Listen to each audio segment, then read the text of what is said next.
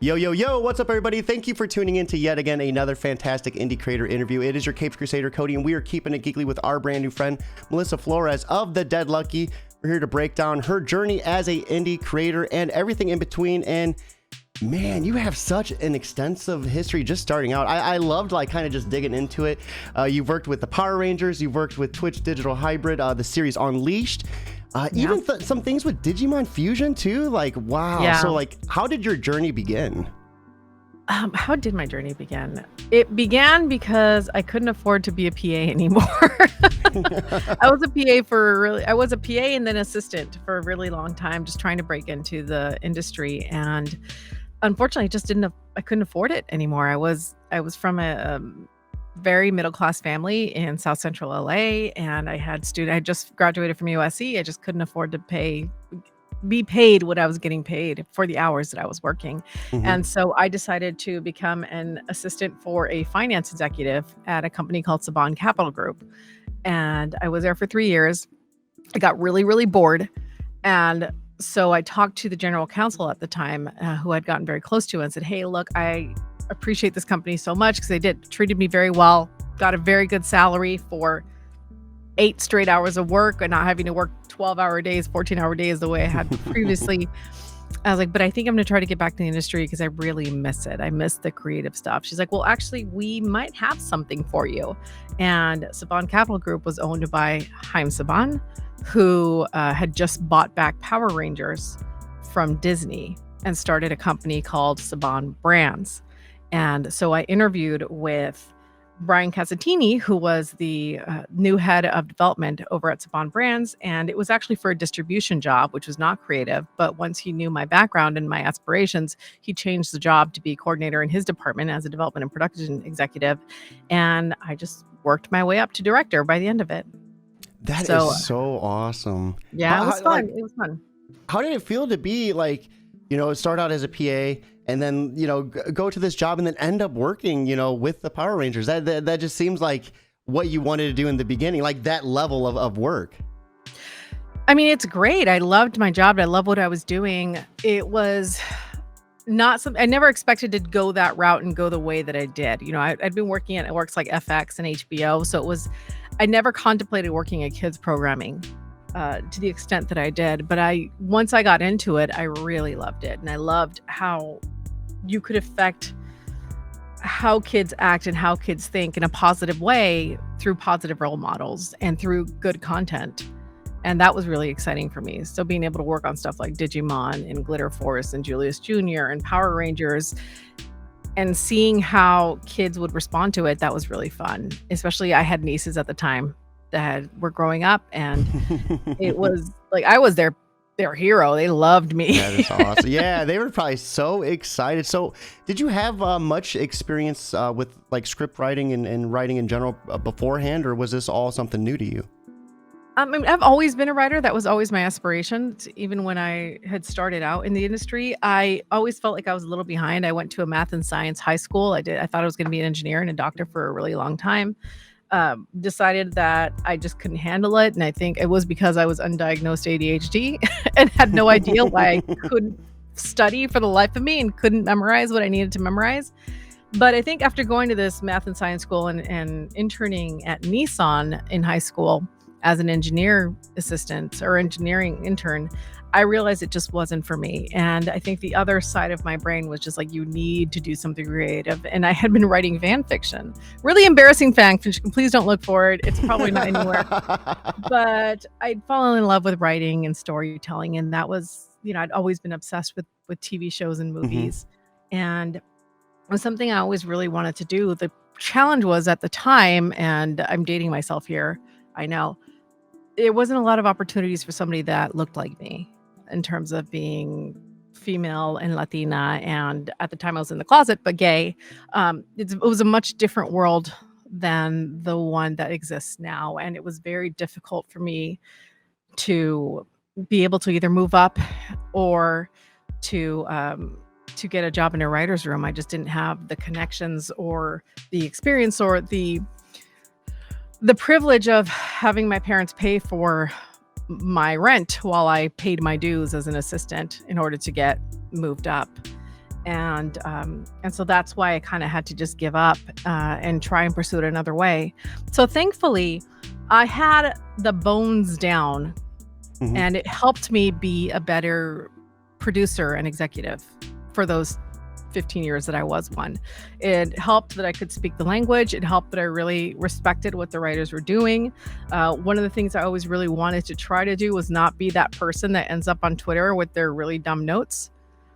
Um, I'm sure I did at some point, and I'm sure, I used to joke that I would happily send them my 8x10 so they could throw darts at it after our notes calls, because I know that sometimes my notes weren't popular. But I I really respected the writers. I really was rooting for them and in their corner. And so after I left Hasbro, I was kind of getting to the point where I had done it for as long as I had done it. I was kind of bored because I had started to not feel as challenged and kind Mhm. of fallen out of love of what I was doing. I love Power Rangers and I will always love Power Rangers, but the work itself felt not creative in the way that it used to. And so when I left Hasbro, I decided, okay, if there's ever going to be a time for me to try again, this is it. And thankfully, by that time, I had the connections and I had the talent and the financial security to be able to push forward and actually really do it. And thankfully, so far, it has paid off, which I'm very lucky. That is so awesome. So how did it feel for those 15 years writing for, the children's programming? Was that like a lot of pressure for you? Did you feel like you had a lot of responsibility since you were, essentially like influencing these children to a certain extent with, what they were watching? Oh, absolutely. And thankfully, I never had to write. I just developed a lot. I wasn't a writer. That wasn't my job. So I was just producing with these amazing creators. I didn't have a lot to do with the television show up until maybe Beast Morphers. It was one of those things where you have to work your way up. And then eventually, at a certain point, then you're like, okay, you may know enough now to be able to exert some influence here. But I was very involved with shorts and publishing and the feature I developed quite a bit, and the video games and all that fun stuff. And yeah, I was not a responsibility that I took lightly, especially because I have nieces and I love them.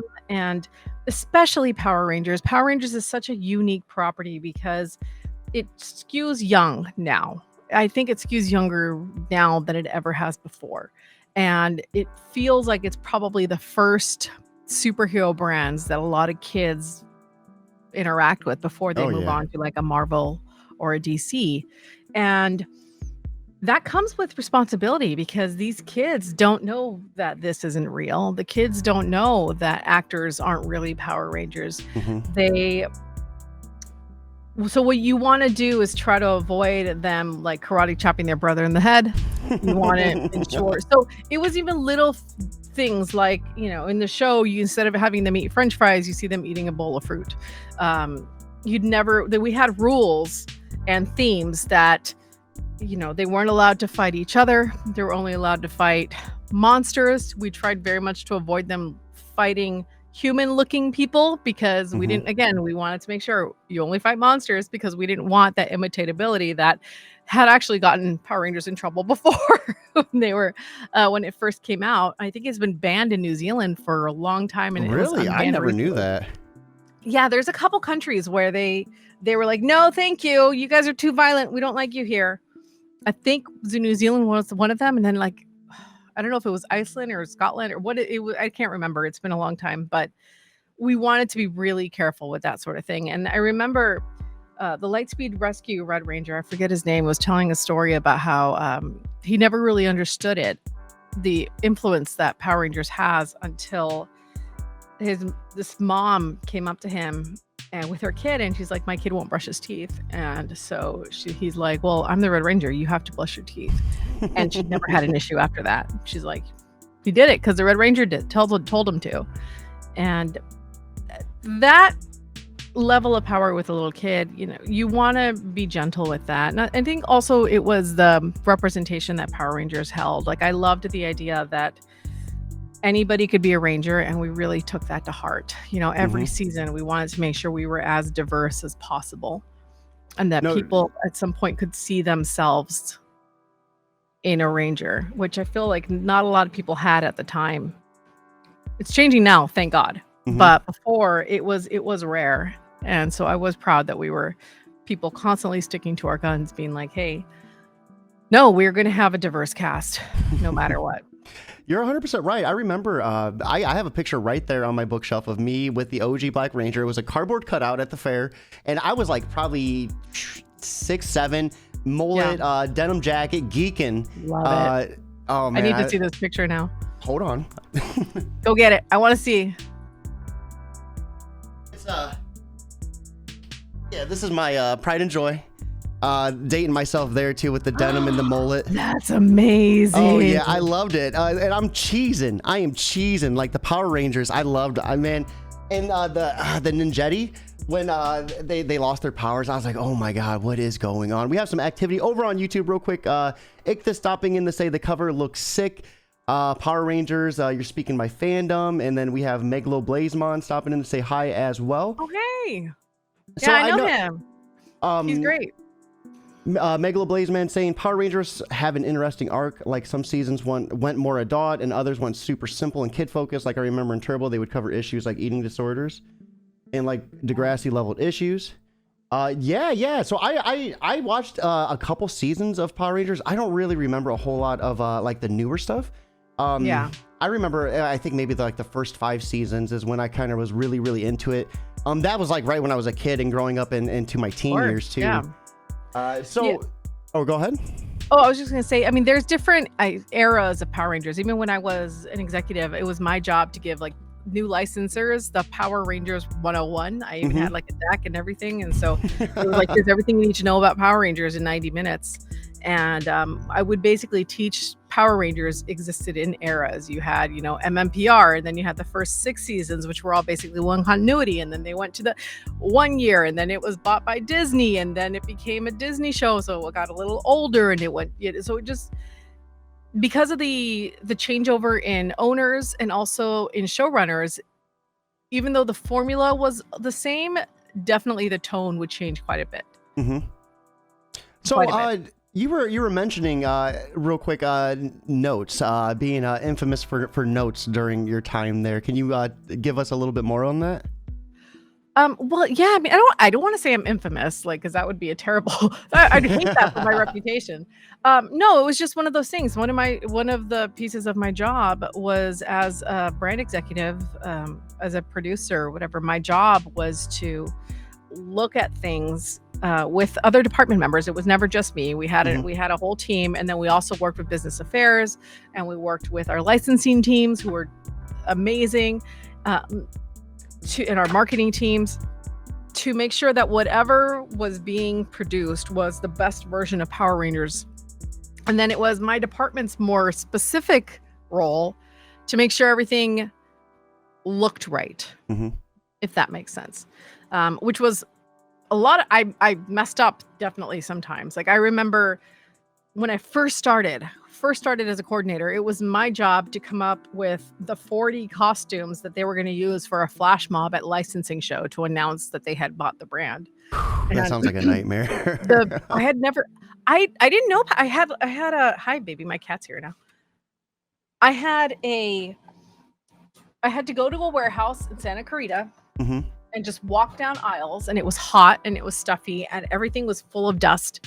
And I had to pull together with Sonny, who was our stunt guy at the time, pull together 40 outfits as complete of an outfit as we could. And we did a pretty good job. We tried to do as many unique as we could. And then we were like, okay, if we double up, it's okay. But then I remember one of them, and it's going to always hurt me, was the wrong helmet. Oh, and if you can actually Google, it's on YouTube, and it's really fun flash mob. We did it first at you have these big presentations at the licensing show for that licensees can come to, and they tell you everything that's going to happen. And so we did it at that presentation, And it was like, great, we did it. It was great. And everybody started to leave. And then our CEO or president was so excited about it. He's like, let's do it again on the floor tomorrow. And we're like, but everybody left. So we literally had to scramble to, which he was absolutely 100% right. Like, because it went viral on YouTube and everything. It was great. But we had to scramble. We had 4 stunt guys, including Yoshi, who were driving, eventually became the blue Dino Charge Ranger. We're driving home to LA after this because these were our stunt guys. We had to call them to drive back, and then we had to scramble with the people we had hired to do this flash mob to find. I'm sorry, I'm afraid my cat's gonna hit the power button. We had to scramble to fill like 34 dancers to learn the moves, and we did. But then, of course, when we filmed it on the floor, the one with the wrong helmet, it was a red Mystic Force Ranger, had the pink. For some reason, somebody had taken the pink Mystic Force helmet and dyed it red, and that was right smack in the middle of it. I hated that. I was like, dang it. It's like long. It will always be like a symbol of my failure for not catching that. But that was basically my job. So that would be for pretty much anything. It would be, Meower Rangers, from Meower Rangers to the Power Rangers comic books. And sometimes those notes weren't all up to me. Like, I had some notes to give, but we had plenty of people giving notes because, again, the whole point of this is that we have a bunch of different departments who have a bunch of different needs who are trying to make sure everything is working. And so I had to be the one that delivered all the notes. Oh, the bearer of bad news. Okay. Yes. So sometimes even I didn't agree with the notes. But I had to be the one that gave them. So that was never fun, especially when I didn't agree with the note. But everybody was a true professional. Everybody did their jobs. And even my thing was always, if I don't give you a note, let me at least structure it in a way that instead of saying we can't, can we find a solution that compromises, that helps us meet in the middle? That was always what I was trying to do. I wasn't always successful, but I think the fact that I've been able to maintain these relationships with so many of these licensees speaks to that. Maybe they didn't completely hate me by the end of it, which was all I could ask for. So this leads us into your next venture as well. So the Unleashed, which was a digital hybrid series on Twitch. Can you give us a little bit about that? That was like on the Twitch streaming platform? Yes. So when I was with Power Rangers, we had a 25th anniversary and we had done a lot of really fun stuff for it, including an event for Power Rangers with Boom Studios called Shattered Grid. And then Hyper RPG, Jason Bischoff, who was in business affairs, had met through his wife, Zach. Why am I blanking on poor Zach's last name? Because I know it so well. Zach and Malika, who own Hyper RPG, which is a 24-hour Twitch stream channel that mainly specializes in live content, mostly RPGs at the time. I think their content has changed a little. But they came in and they pitched us a Power Rangers RPG called Power Rangers, and we decided to call it Power Ranger Hyperforce. And thankfully, our marketing team, even though they had no idea what we were talking about, signed off and agreed to give us money to produce it. And and it actually became something very cool. It was a semi-scripted because we couldn't trust the live format because we were a brand. So we basically said, here are your guardrails, stay in the guardrails. And it was an original Power Ranger team, and we did 25 episodes, and it was an anniversary season. So it allowed us to bring in older Power Ranger alumni that had graduated, so to speak, from older teams. And the whole point of Hyperforce is that they'd be Hyperforce jumping to different eras of the Power Ranger history. And so it allowed us to have, no, please don't put your finger on the power button. Thank you. He's sitting on my tower, and it's driving me crazy. Here, I'll see if I can move this over so you can see. He's literally sitting right here, and the power button is right here. My cat Bella, she likes to she won't ever mess with me until I'm doing an interview, but she'll come up and she'll put her paw like right on my headphones and yank them out of my ear. Miggy though, he's sleeping. We got a little cat tent right there, and he's sleeping in it. I love it. Like me and my significant other, she wanted it in the living room. I was like, we got to have it right here because like for the moments that he walks in, it's like priceless. So cute. Yes. So anyways, Hyperforce was super, super special. I was really excited to be a part of it. And through Hyperforce, I met a who is somebody who's now a close friend of mine, Megan Camarena, who's also known as Strawberry 17. She's a Twitch streamer. She's an influencer, really, really wonderful woman. And she was our Pink Ranger, and we became friends. And after I left Hasbro, she called me one day and she said, me and my friends who are Mika Midget and Shelby Grace, who are also streamers and influencers, we want to do our own RPG, semi-scripted RPG. Can you help us produce it and create it? And I said, absolutely. And so with their input and with the input of our fabulous DM, Abria Yengar, we created a show called The Unleashed, which was a superhero show about a school that existed in a pocket dimension of superhero kids who were hiding from a government agency trying to track them down in the real world. And so it was kind of like a Harry Potter meets Teen Titans kind of show. We purposely tried to make it as diverse and queer friendly as possible, since most of our cast was LGBTQ and diverse. We hired Christopher Sean, who plays Robin in the upcoming Nightwing in the upcoming Gotham Knights. Amazing actor, really charismatic, really fun, sweetest man in the world, as our villain Dante. And Mike Bowe, who I think he was in Kung Fu. He's in a lot of other shows, who rounded out our group as our token guy. And we pitched the project to Twitch and they liked it. And thankfully we were able to do 8 really amazing episodes that the fans really got to love. And it was unique because we actually, half of it was scripted, filmed content, and the other half was RGB tabletop. So awesome. We had to work. So Abria and I worked very closely on the story. We filmed everything over the course of 2 days. And we originally had different locations and we just ran out of time. So we filmed it literally in Megan's studio as she was moving. So we picked different corners to try and film this stuff. Like, I can't pack up the room yet. We're still using it. Yeah, with lights. Trying to make it look different. And so it became dorm rooms, it became an office, it became a hallway that somebody was murdered in. It was a lot, but we filmed all that over 2 days. And you can still find it on YouTube if you Google The Unleashed, or you search for The Unleashed on YouTube under Strawberry 17's channel. You'll find all the episodes. People really enjoyed it. It was really fun for us. I hope we get to do more with it. It's just we all got so busy we weren't able to do much else. But we did get to do a comic book series, a backup comic book 4-part series in Radiant Black with it as well. So it's really fun. Yeah. That's awesome. It's really fun. And I thought really special. We did something really cool with that. That's so cool. We missed some YouTube chats real quick. So it looks like Megalo Blazemon said, I'd like to imagine that if Dino Thunder White figure with the scuffed helmet went from Melissa for approval, she'd be like, oh my God, with a note with many underlines that would be sent back to the lab.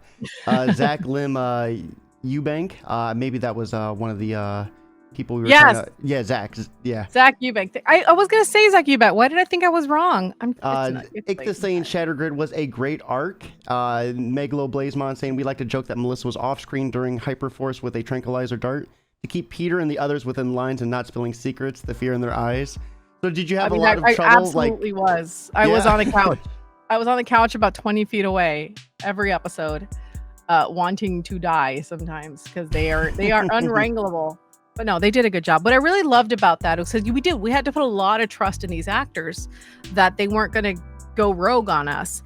But what we found was that they all took being a ranger very seriously. There was enough of responsibility there that they policed themselves, which I thought was very cool. Yeah, when you have a cast dedicated like that, it brings a whole new energy to the production. Yeah, it was a lot of fun. And so I think there was maybe one time I had to step in and be like, hey, go to break. We need to talk about this. But otherwise, they were fantastic. And I was very lucky to have every single one of them. So you said The Unleashed had made its way to Radiant Black. Speaking of Radiant Black, there's another part of that massive verse that's arriving, and that's your debut on Image, The Dead Lucky. Yes. So let's start breaking things down with that. This was such an awesome read. Thank you so much for the chance and the opportunity for the preview. I loved it. Holy crap, it is gorgeous. Can you give us a little bit about your creative team, and then we'll start diving into a little bit of what it's about? Absolutely. The suit design is done by an incredible artist called Federico Sabatini, who's absolutely amazing. He designed BB's hero suit, the costume, and we're very lucky for that. I think it's so unique and beautiful, and it's based on the Mexican calavera, the sugar skull. That's what the helmet is meant to emulate. And the actual team that we have, the art team, is French. I'm going to probably butcher his name, CARLOMAGNO, who is an incredible artist. He's done a lot of work for Boom. He did work on Radiant Black. He did work on Power Rangers. Incredible artist. He designed everything else. And he's also does all the incredible art that you see in the book. And our colorist is MATTIA IACONO, who is incredible as well. He has such a bright and vibrant palette that he brings to this book that makes it really stand out and gives it that cyberpunky kind of beautiful neonness. Our letterer is Becca Carey, who letters all the Massive Verse books and gives it that coherency and that beautiful, it brings it to life in a really beautiful way. Michael Busatiel is our designer and editor. We could not do any of it without him. He is instrumental not only in putting the book together and making it look like an actual book, but also giving me notes that sometimes I don't want to hear, but he's absolutely right about, and keeping us all on track. He is the wind beneath all of our wings and is incredibly underappreciated for the amount of work that he does. And he edits every single one of the Massive Verse books. And Kyle Higgins works as a creative consultant for us as well, because it's a Black market narrative book, and he helped us develop and pitch it. And so now he also gives notes on everything, on script, on art, on promo, on trailers, on all of it. So he is our fearless leader, and I appreciate and love him for it. And then my girlfriend Sandra, who's a former soldier, also sometimes consults on the book. So just to make sure I have all the Army stuff correct, because I don't want to misrepresent any of that. That's super important. So incredible team. Very lucky to have them. We get along so well. Everybody is so super excited about the book. The enthusiasm every time is off the charts. The positivity is incredible. Image has been wonderful, and I genuinely love every single one of the Massive Verse guys and girls. Cherish and Megan are also amazing. Obviously, I'm close to Megan. Cherish is wonderful. Matt and Ryan, can't speak more highly of them, and obviously I love Kyle to death. So very lucky. Couldn't have asked for a better debut for myself, and I can't wait for everybody else to read it. No, absolutely. And for everyone that is with us right now, here is the link to check it out, the preview over on previewsworld.com. So we have some activity in YouTube as well. Let's talk about the Dead Lucky. Absolutely, this. And then we have Michael Busatiel. I'm sorry if I mispronounced that last name. They definitely could do it without me. So that looks like maybe a member of one of your creative team. No, that's Michael. That's our editor. And he's crazy and he's lying. Don't believe him. He does that all the time. And then we have Ichthus saying the Dead Lucky is connected universe to Radiant Black with a question mark. And yes, J. Michael Miller. Oh, go ahead. So they all exist in the same universe, but they're all in their own individual cities, if that makes sense, except for Inferno Red, which is in a different dimension, I believe. No, that makes sense. J. Michael Miller saying, I love the entire creative team for every Massive Verse book, and this one is no different. J. Michael Miller, thank you so much for the tag and getting this connected and started. It's because of you this happened, so I appreciate that. Special shout out to you as well. So how does it feel going from like an established like IP to creating your own? How is that feeling for you in that journey and that experience? I mean, it doesn't feel real. I love Power Rangers, and I love the challenge of playing between the lines and coloring between the lines. I feel like I got very good at it. I know how to do it. I love working on licensing work. There's a special skill involved, and I think that I really enjoy. And I really love working with a team and working out those challenges and coming up with something interesting and unique. But the power to be able to tell my own story and to see the script that I wrote with Michael and Kyle's help become this incredible book that people then respond to positively, like, it feels unreal. And I got a little bit of a taste on it with the Unleashed, and I did a couple one shots for Kyle called for his backups called the Marshall School of Business. But this is an image book. Like, this is a big deal for me, and to be able to to have this be my first ongoing actually in the image work and part of the Massiverse, which I love and admire so much. I mean, words can't express it. I'm so humbled and grateful that I get to be a part of it. No, absolutely, absolutely. We have Megalo Blazeman saying, I was amazed by the Massiverse animated clip with Radiant Black. Hope we get more of those and see Dead Lucky animated in motion. Oh, I would love that. But Kyle is unstoppable. He gets an idea in his head, and no matter how many people try to tell him that he can't, and trust me, there are plenty of us, he will just do it and somehow pull it off. I don't know how, but that's his superpower, and he's very, very good at it. I remember he came to us being like, hey, I want to do a Power Rangers Shattered Grid promo film. And we were like, what? He's like, no, we can do it and it'll be really cool. I'm like, but under budget? Yeah, totally. And we're like, okay, by that time we trusted him enough as a writer to be like, okay, he knows what he's doing, and at heart he is a director. So and he absolutely killed it. Like, if you haven't seen the Shattered Grid promo film that he did that celebrates the 25th anniversary event, Shattered Grid, for Boom Studios, you should see it. It's gorgeous. So let's start breaking a little bit about the Dead Lucky. Some of the influences. We have a protagonist, Bibi, who is a character from Afghanistan. She's suffering with PTSD and Survivor's Guild, which weighs pretty heavy. We see that really, I think it was translated well throughout the entire issue. Seeing her kind of break, it felt like breaking the fourth wall with like bits of exposition here and there. It was just such a really unique experience. So like, what was kind of your influences for that in the creative process behind it? Well, we wanted a way to have Bibi express herself to the audience without feeling out of character, if that makes sense. Bibi at heart is a very closed off character. She doesn't know where she stands. She's having a big identity crisis now that she's no longer a soldier, and she doesn't really have any of her team around her anymore. So being able to give her a coping mechanism like talking to herself, that was something I felt was important, because what I didn't want to do is, as lovely as those are those captions that you see, very Batman-y, like the city is the night and I'm here in the shadow of my own pain. I didn't want to do that for Bibi. I felt like that was not her, and she is looking for ways to push people away. And I think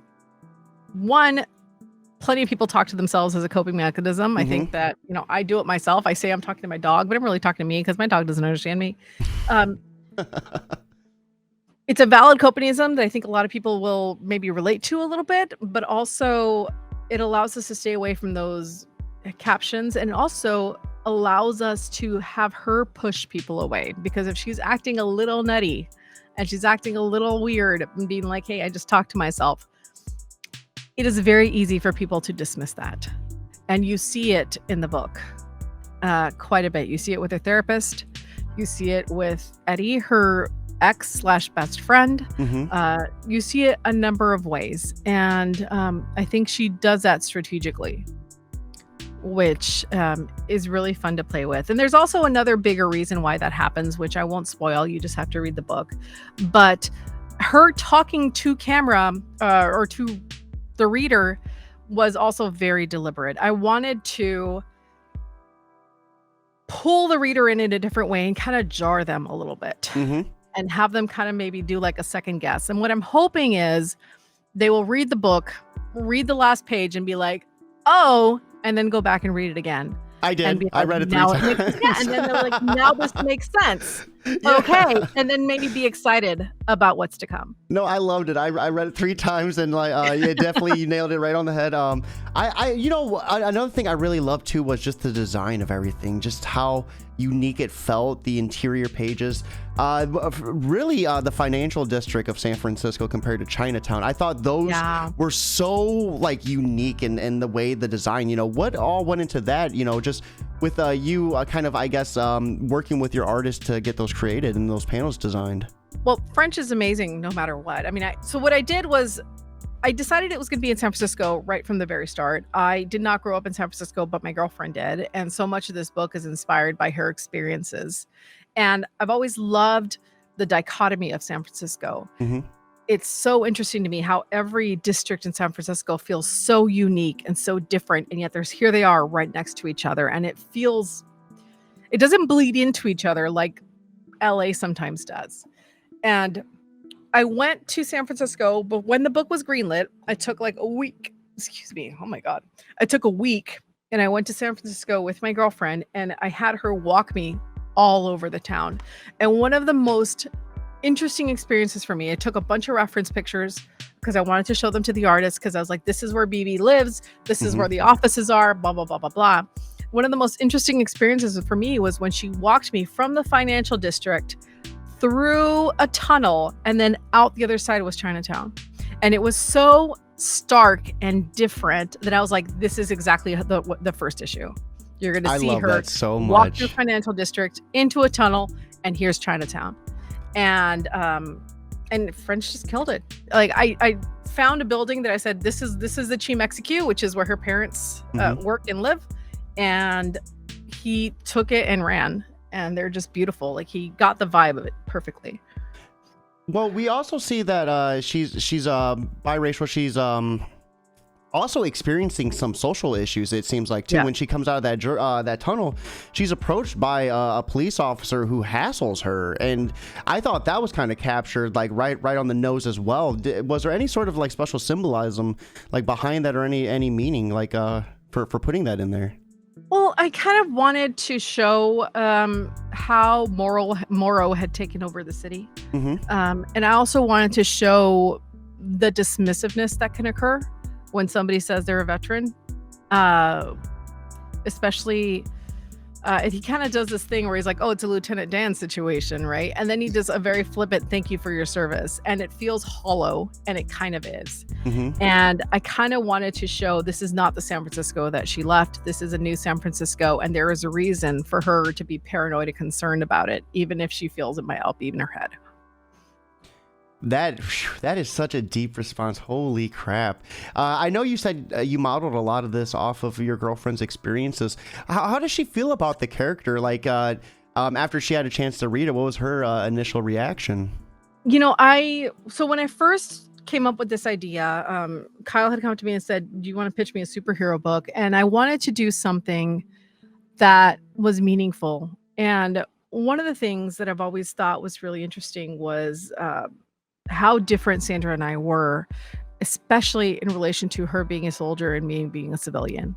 I've had a very soft, cushy life, despite, growing up in South Central. I have had, I speak with a Valley Girl accent. Like, I have two parents. I have, I went to private schools my entire life. Like, I have had a very relatively easy life. And Sandra did too. And then she went into the Army, and it was a completely incredible experience for her, and she loved it, but also it completely changed her perspective on so many different things. And I, as a person and a writer and somebody who loves her, found that incredibly, endlessly fascinating, and also really annoying in that I wanted to understand it, and I wanted to understand that as somebody that wants to connect with her.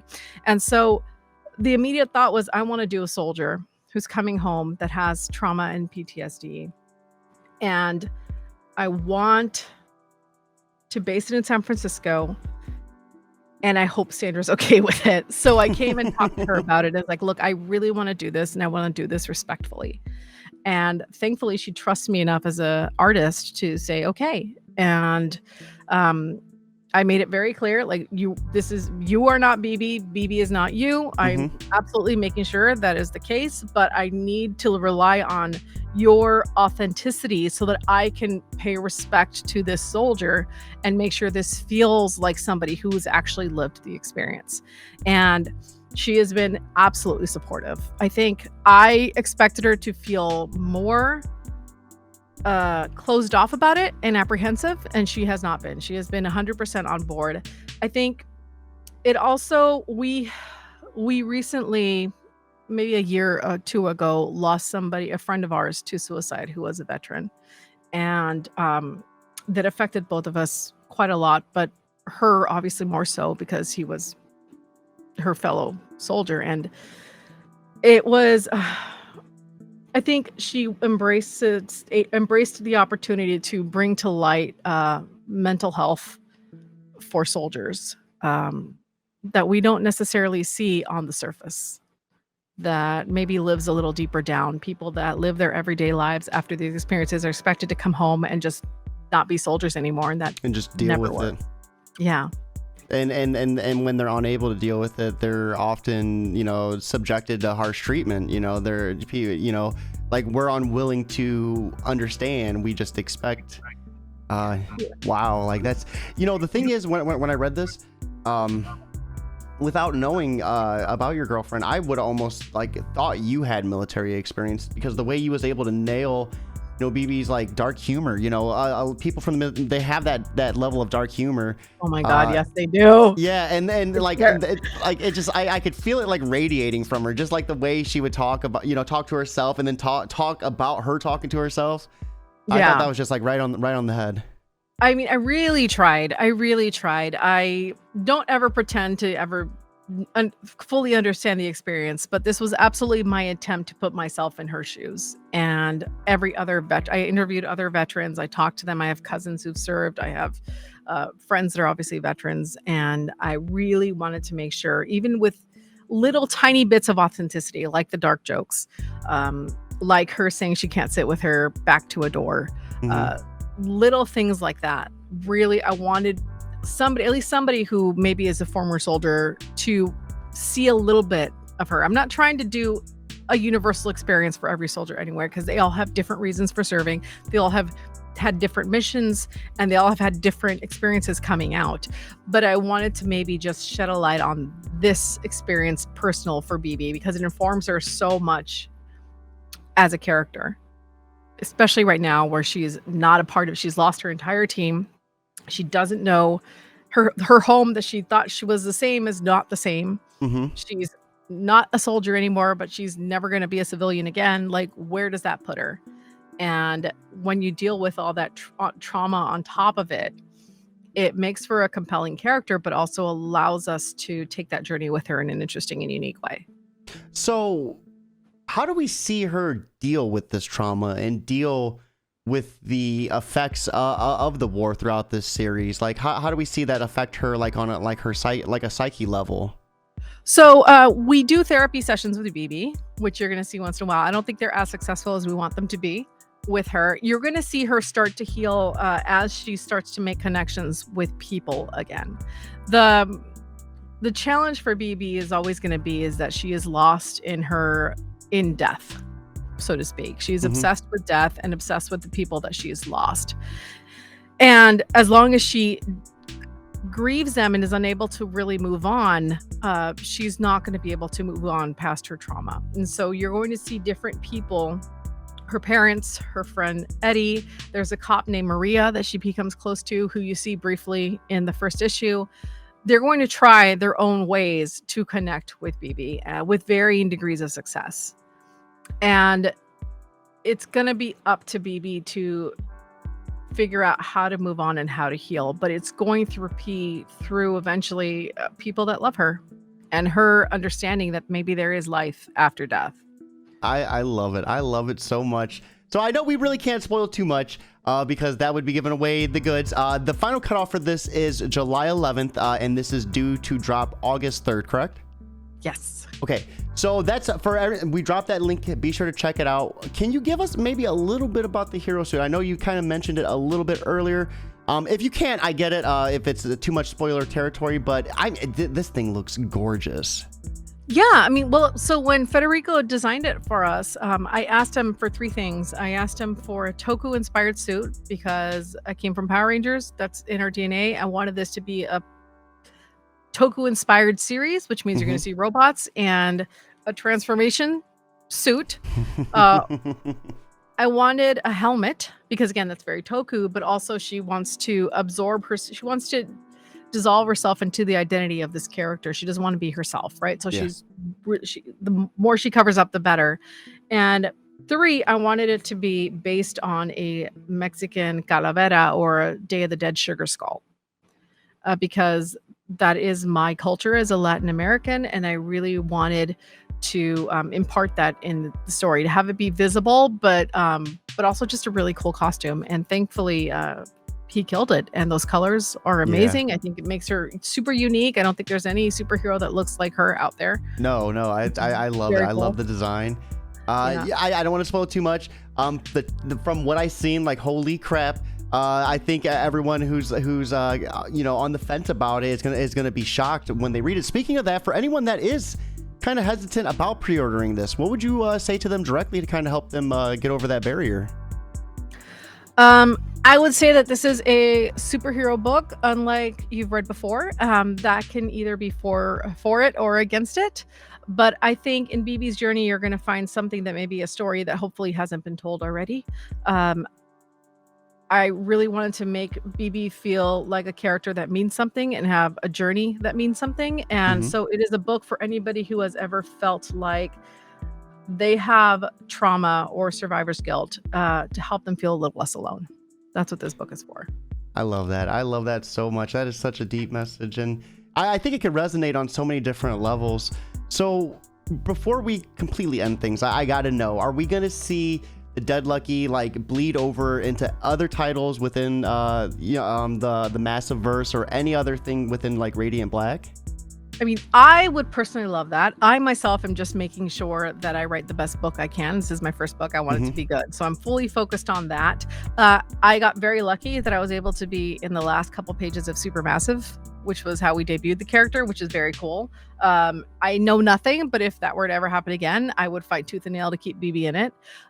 In terms of the crossovers within the series, though, I don't speak for everybody, but my personal belief is that what I would never want this series or these series of books to be is to be like a Marvel or DC event, which they do incredibly well, but where you have to buy 10 different issues from 10 different series in order to have a story that makes sense. It's very important for all of us that our books remain isolated in terms of you can read just this book and it makes sense. If you don't like Dead Lucky, you can still read Rogue Sun. You can still read Radiant Black, but we also have flavoring sprinkles that acknowledge that they all live in the same world. You have characters talking about in my book being like that superhero in Chicago. We have Morrow exists in Radiant Black. You actually see there is an image anthology that's going out right now, which I suggest everyone get. And there's a Shift miniseries, which is a villain in Radiant Black, and he is a former Morrow contractor. So you do see these bigger slices of life in these other books. So it's very much the same world. Whether we'll ever do bigger crossovers, that's undecided. But right now, I think everybody enjoys the fact that we can tell our own stories and then come together for big events if we can. Yeah, I love those little pieces of world building. You just like hit it right on the head. The DC just, when you have to read like 5 different like runs to get just one story, it becomes, too much, because then you have to read, like, for me, like, I have to read then like the previous 2 issues to get a good idea of what that issue's about, and then it's like 12 issues to get one story, and it does become a handful. I tried to read Secret Wars when it came out, and I just got so confused, I just gave up. I don't know what's going on. Like, I felt like I didn't know how to read comic books. I felt like I was reading another language. I'm like, I don't understand what's happening. I don't understand who half these characters are or why they're important. Like, this doesn't make sense to me. But I mean, and Boom does it really well with they do like Turtles. They did Ryan just did a Turtles versus Power Rangers one like last year, which was really fun. I actually was in the comic book store and I saw the action figures and it made me really happy. So I read what was it, the Justice League versus Power Rangers, which was phenomenal. Tom Taylor killed that one. Yeah. I love that one so much. What's another? He's been killing Nightwing too. That's been like one of my favorite. God. He's the reason I fell in love with comic books.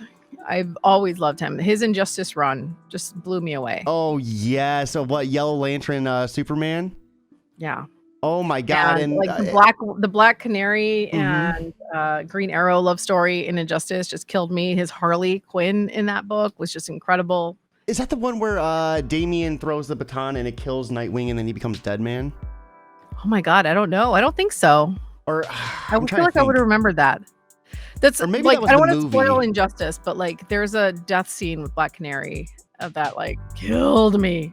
It was so good. And then you have this like Harley Quinn Black Canary scene where she reveals that she had gotten pregnant from the Joker, and that scene just incredible. Like I fell in Yes, love with comic books. yes. Oh man, that is Popular. that is so awesome. We have Ichtha saying Power Rangers versus Godzilla. Yeah, Power Rangers have gone up against some pretty formidable opponents.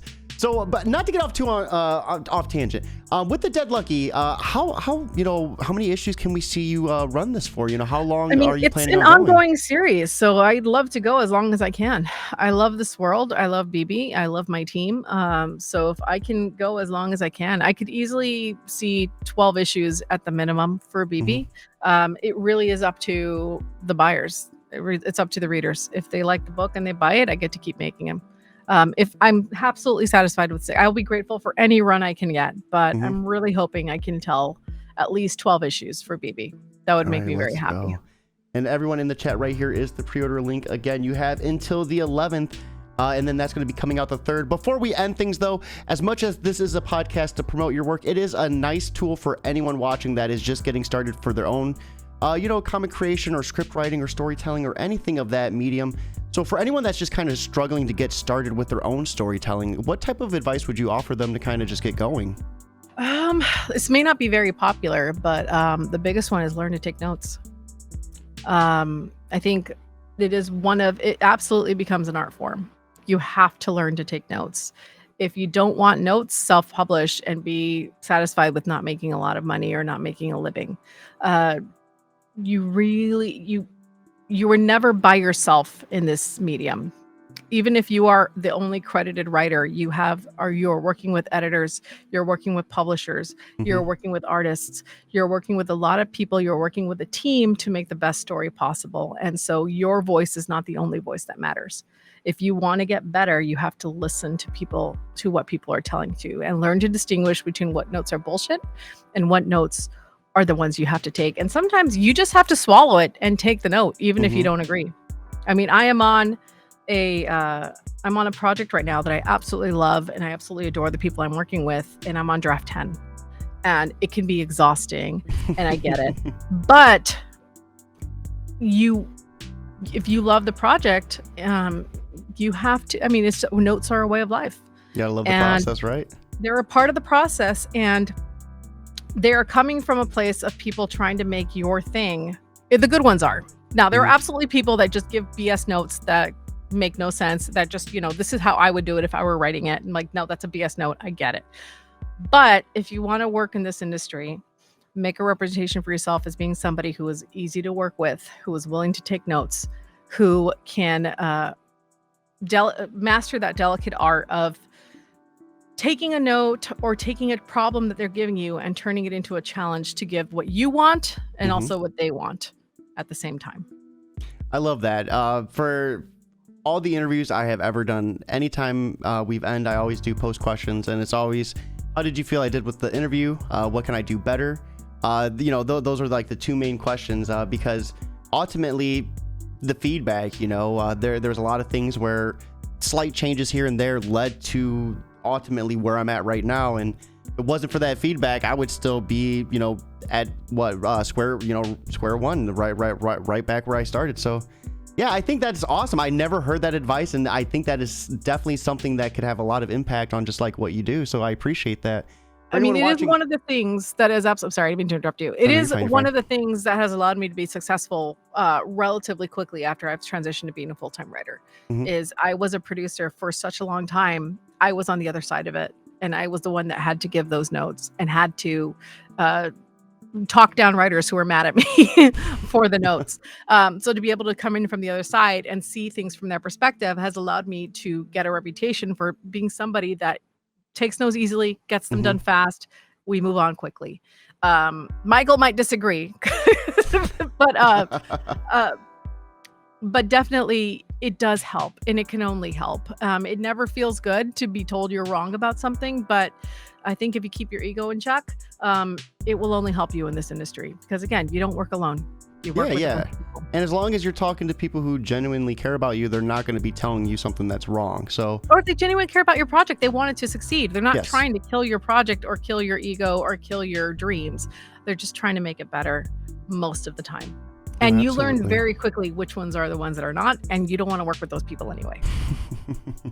So for anyone watching still, right here for the last time is the preview link. Be sure to check it out. The Dead Lucky, you have the availability to pre-order this until the 11th, and then pre-orders are done, right? They have to wait until it's launched into the stores? Yeah, pre-orders are done, and then otherwise, then just go get it.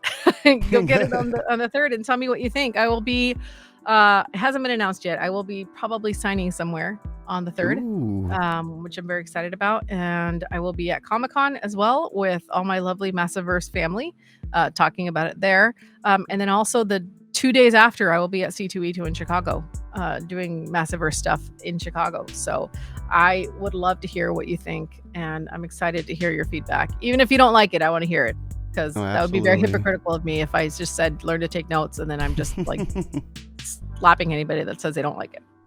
But I really hope you do like it. No, you better like it, guys. So with that being said, it is time for us to wrap it up. Melissa, thank you so much for stopping by, breaking down not only your history and introduction, but the Dead Lucky as well. This was such an awesome time. I really appreciate it. For everyone that's watching, I hope you have a fantastic Saturday, but most importantly, guys, keep it geekly. All right, give me 1 second.